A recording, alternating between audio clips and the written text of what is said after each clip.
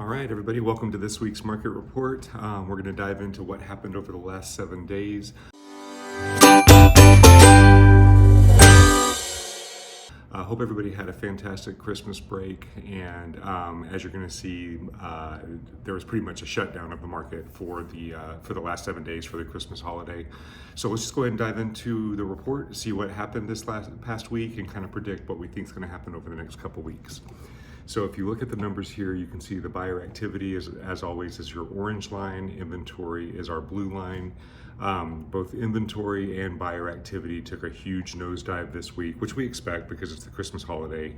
Buyers are traveling, sellers are traveling. Nobody really wants people coming through the house, while the sellers that stayed home, they don't want people coming through the house and looking at the property while they have family visiting and for the holidays.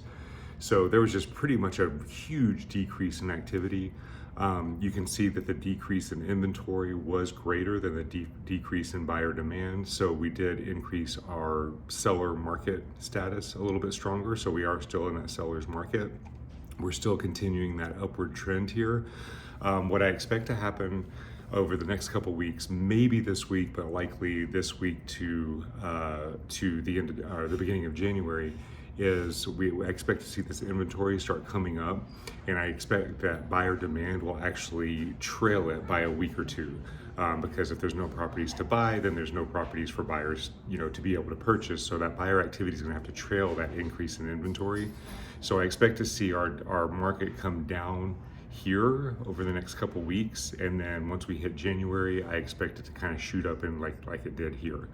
So I expect us, once we hit that January mark, to just increase in buyer activity consistently, and it's going to be higher and stronger and more steep than it was last year because the interest rates are coming down.